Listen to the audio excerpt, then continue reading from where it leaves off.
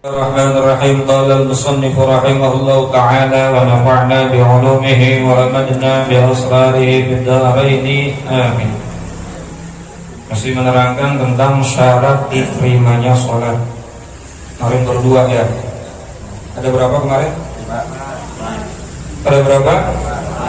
Syarat diterimanya sholat ada berapa? Ada? Yang pertama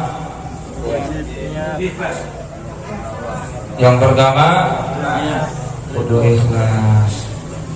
Tujuannya bukan karena apa-apa, bahkan bukan pula untuk pengen masuk surga, bukan pula karena takut sama neraka, tapi kita sholat, kita ibadah karena melaksanakan perintah Allah.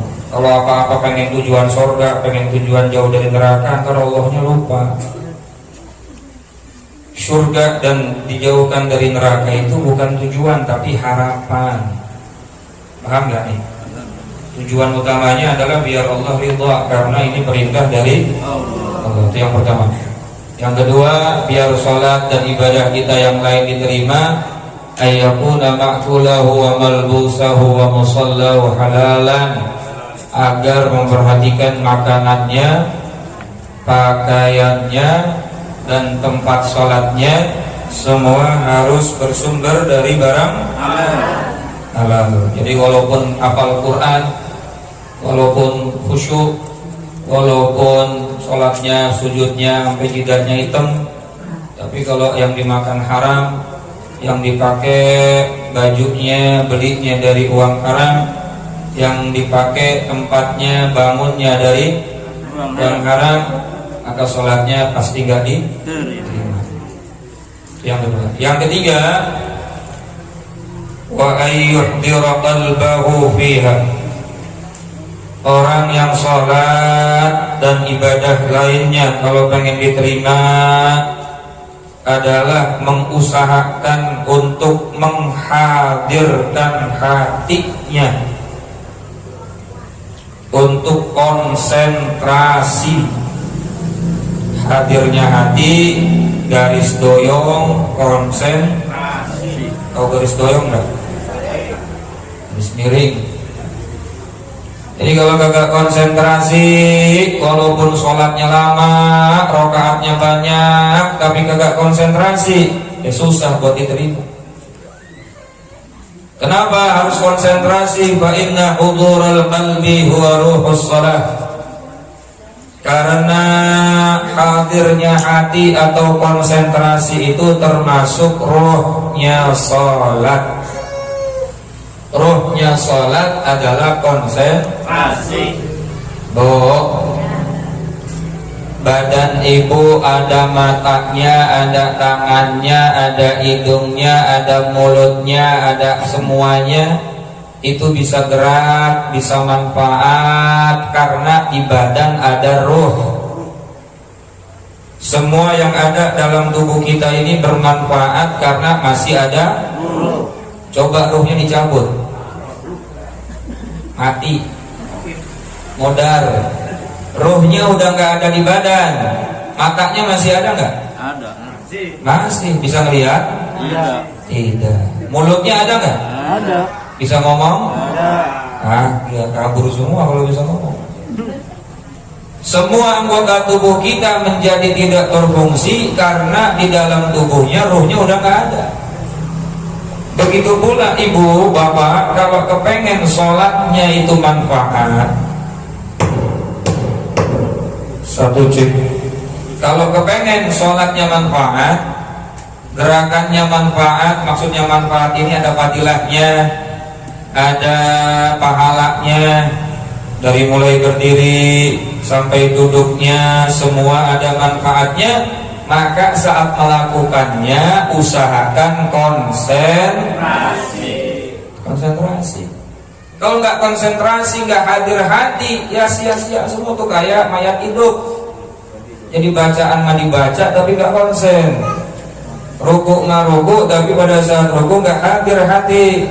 Jadi segala sesuatunya kalau nggak konsentrasi seperti tidak ada roh. Kalau nggak ada ruh kurang manfaat, bahkan kan nggak ada manfaatnya. Sama kayak baca sholawat tadi itu, kalau kagak konsentrasi kagak enak baca. Hadroh juga gitu, kalau kagak ada rohnya, nggak ada konsentrasinya tuh hadroh kagak ada rohnya. Terus belum bercanda, belum mobil, belum bercanda, belum main handphone. Jadi harus konsen. Nah, semua itu rohnya harus kita hidupkan. Nah, menghidupkan roh di dalam sholat itu caranya menghadirkan hati alias konsentrasi. Kama qala sallallahu alaihi wasallam, sebagaimana Nabi sallallahu alaihi wasallam bersabda, man lam tanhahu salatahu 'anil fahsya'i wal munkar, siapa saja orang yang sholatnya tidak mencegah dirinya saat sholat dari perbuatan keji dan perbuatan mungkar. Emang bisa tak lagi sholat berbuat keji dan mungkar? Banyak. Lagi takbir, lagi baca Fatihah, masih ngomongin orang, banyak. Akbar, Bismillahirrahmanirrahim, ngajar doangan tuh tetangga tuh. Di mobil lagi, bangun rumah lagi, perasaan duitnya sama sama gua tapi kayak hadiah. Lagi sholat masih berbuat keji, berbuat mungkar, banyak. Betul. Lagi sholat anak ABG masih mikirin pacarnya, pacaran. Lagi sholat mikirin pacaran.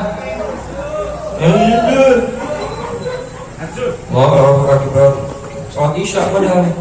Ntar gua berangkat sholat isya gua mau jemput bokin gua nih. Ntar mau gua ajak ke waduk nih ya. Lagi sholat masih mikirin dosa, masih mikirin maksiat, masih mikirin perkara yang haram. Maka lam yazdad minallah illa bu'dan. Niscaya orang yang sholat model kayak begitu tidak akan pernah dapat apa-apa dari sholatnya kecuali bakal tambah jauh dari Allah Subhanahu wa ta'ala. Semakin banyak sholat bukan tambah soleh, tambah salah. Semakin banyak sholat bukan tambah banyak duitnya, tambah seret. Ya karena lagi sholat dia nggak bisa menahan diri dari berbuat fahsya dan mungkar. Kenapa itu bisa terjadi? Karena lagi sholat dia tidak konsen, sehingga akalnya, pikirannya, hatinya dipermainkan oleh setan, memikirkan yang bukan sholat. Bukan mikirin bacaan malah mikirin uang, bukan mikirin bacaan malah mikirin makanan. Akhirnya lagi sholat bukan tambah dekat sama Allah, malah tambah jauh. Jadi yang ketiga, wajib harus berusaha konsentrasi. Kita nggak disuruh sama ulama untuk khusyuk seperti Nabi, mindset kita nggak bakalan bisa, karena derajat kita beda. Kita cuma disuruh konsen. Gimana sih Tat konsentrasinya maksudnya? Gue pernah ngitung duit apa enggak? Lagi ngitung duit konsentrasi apa enggak? Konsentrasi apa enggak? Nah kayak begitu.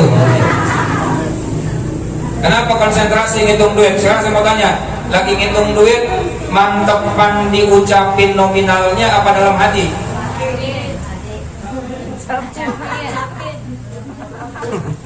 Kalau dalam hati bisa mikir yang lain, lupa lagi berapa tadi ya, ulang lagi. Tapi kalau diucapin 1, 2, 3, 4, mantap gak? Mantap gak? Nah kayak begitu sholat maksudnya. Lagi baca Fatihah, mulut baca Al-Fatihah, hati, pikiran, otak, akal semua perhatikan bacaan Fatihah. Bismillahirrahmanirrahim. Alhamdulillahirabbil alamin. Ar-Rahmanir-Rahim, Maliki Yaumiddin. Setiap kalimat hurufnya, setiap harokat fathah kasroh domahnya, hati dan akal ini betul-betul memperhatikan. Itu yang namanya hadirul qalbi, hudurul qalbi, konsentrasi. Itu namanya hudurul qalbi, konsentrasi. Sama kayak lagi baca ratib tuh, orang yang nggak konsentrasi ketahuan. Bacanya 3 kali, baca 4 kali. Harusnya 7 kali, baca 2 kali. Itu berarti dia kagak konsentrasi. Paham ya? Nah, lagi sholat kita disuruh konsentrasi. Jangan ngomongin khusyuk kayak Nabi, kita nggak bakal bisa sampai. Yang penting coba dari mulai takbir sampai salam, itu otak, itu pikiran betul-betul diarahkan kepada bacaan dan gerakan sholat. Qala al-Ghazali, berkata Al-Imam Abu Hamid Muhammad bin Muhammad Al-Ghazali, wa salatul ghafil, sholatnya orang yang lalai tidak akan pernah membuat orang itu tamna'u minal fahsya'i wal munkar, tercegah daripada perbuatan keji dan perbuatan mungkar. Kalau kita sholatnya lalai terus dari takbir sampai salam, nggak pernah konsentrasi, maka sholat kita nggak bakal mencegah kita dari berbuat keji dan mungkar. Habis sholat maksiat lagi, habis sholat ngomongin orang lagi, habis sholat nyuri lagi, habis sholat fitnah lagi. Kenapa? Karena waktu sholatnya kita lalai. Kata Allah kan, inna sholata tanha anil fahsyai, sesungguhnya sholat dapat mencegah kamu dari perbuatan keji dan. Tapi kenapa banyak orang sholat masih berbuat keji, masih berbuat mungkar? Maksudnya keji dan mungkar itu apa? Kalau fahsya itu perbuatan yang berkaitan dengan hakullah, dosa sama Allah. Munkar perbuatan yang berkaitan dengan dosa sama manusia. Kita nggak sholat subuh itu fahsya, atau sebaliknya kita nggak sholat subuh namanya mungkar. Kalau fahsya berkaitan dengan manusia, kita ngomongin orang itu zina dan lain sebagainya. Ada dosa yang kaitannya dengan Allah dan kaitannya dengan manusia. Banyak orang yang ibadah sholat, kelar sholat dia masih tetap maksiat. Kenapa? Apa yang salah? Apakah Allah salah dalam ayatnya? Enggak, yang salah kita. Karena kita nggak pernah berusaha konsentrasi dalam sholat kita. Akhirnya habis salam nggak ada manfaatnya tuh salat.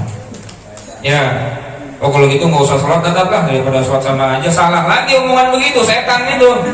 Yang sholat aja belum bisa begitu, belum bisa berubah, apalagi yang kagak pernah sholat. Terus aja berusaha. Bukan cuma berusaha mengerjakan, tapi juga sempurnakan dengan ilmu. Nah, salah satunya hadir majelis, akhirnya kan ketahuan ilmunya. Oh, ternyata salah satunya sholat saya nggak manfaat, salah satunya sholat saya nggak bikin saya tenang, salah satunya yang bikin sholat saya nggak ada perubahan dalam hidup, nggak bisa jadi orang soleh. Mau gara-gara saya sholat dari takbir sampai salam mikirin makanan aja. Allahu Akbar. Pengajian bulanan di rumah, maka masak apa ya? Bismillahirrahmanirrahim. Alhamdulillahirobbilalamin. Selayan aja lah, beli dinawai. Rahmanirrahim Malik Yaumiddin. Tapi bosan bercelayang terus, nasi uduk aja lah beli sama Alek. Iya kenapa juga iya nasta'in minasyaitonir rajim. Lontong aja dah, lontong. Lagi baca Fatihah udah mikirin macam-macam tuh. Betul? Banyak gak? Akhirnya kelar sholat kagak ada Qala sallallahu alaihi wasallam, Nabi sallallahu alaihi wasallam bersabda, kam min qa'imin, berapa banyak orang yang melakukan ibadah, hazzuhu min salatih, di antaranya salat yang dikerjakan dan ibadah lainnya, tapi dia nggak dapat apapun dari salatnya, nggak dapat dari apapun dari ibadahnya, nggak dapat apapun dari bacaannya, nggak dapat apapun dari zikirnya, nggak dapat apapun dari doanya, hanya dapat ta'abuan nasabu, hanya dapat capek sama letih saja. Sebabnya apa? Saat melakukan itu tidak hadir hatinya. Ada orang ngasih saran sama saya, Kak, kalau bisa ente kalau lagi ceramah, lagi ngajar, lagi zikir, matanya dibuka. Aneh lihat di YouTube tuh ente merem aja, kadang-kadang udah merem aja masih mikirin makan, apalagi belum makan. Ya Allah, apalagi sambil lirik, apalagi sambil lihat apalagi sambil mikirin yang lain. Masya Allah, coba konsentrasi. Karena kata Nabi, berapa banyak pelaku ibadah, berapa banyak pelaku yang melaksanakan sholat, ibadah dan lain sebagainya, dia nggak dapat apapun dari ibadah itu illa ta'ab wan nasab, kecuali cuma capek dan lelah saja. Ya Allah, betul nggak? Betul nggak? Ikhlasnya ditata, makanannya dijaga, kemudian konsen. Kalau udah mulai ila hadratin Nabil Mustafa wis oh kebanyakan ngomong, udah ila hadratin masih ngobrol. Betul kan? Udah jangan ada aktivitas dan jangan ganggu orang di samping kanan kirinya, kesian yang mau konsentrasi. Wa ruya qala al-Ghazali wa ma arada sallallahu alaihi wasallam bidzalika illa al-ghafil. Kata Imam Ghazali, tidaklah yang dimaksud oleh Nabi dengan sabda beliau itu adalah orang-orang yang lalai. Artinya orang lalai itu tidak akan dapat manfaat dari yang diker. Saya mau tanya nih Bu, Ibu masak bakwan nggak konsentrasi, nggak tenang, kira-kira jadi nggak bakwan? Urusan dunia aja kalau kagak tenang, kagak konsentrasi berantakan. Apalagi urusan akhirat.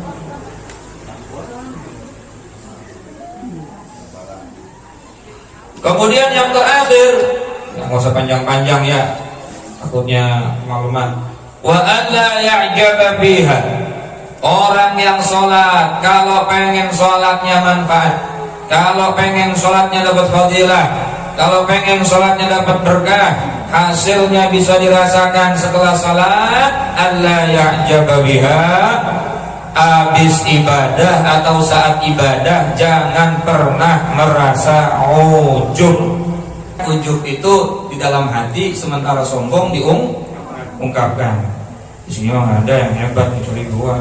Nggak ngomong, cuma dalam. Di sini mah nggak ada yang sholat tahajudnya sampai 10 rakaat, 11 rakaat sama witir, kecuali cuma gua.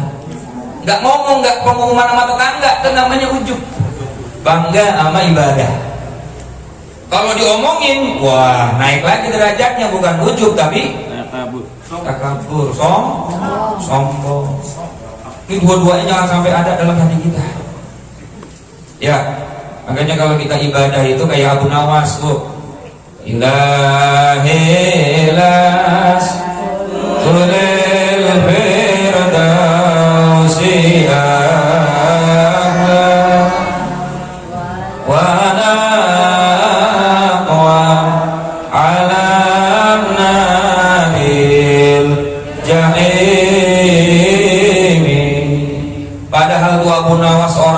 seorang ulama, seorang ahli ibadah, ibadahnya luar biasa, ilmunya banyak, tapi dia selalu ngerasa nggak pantas masuk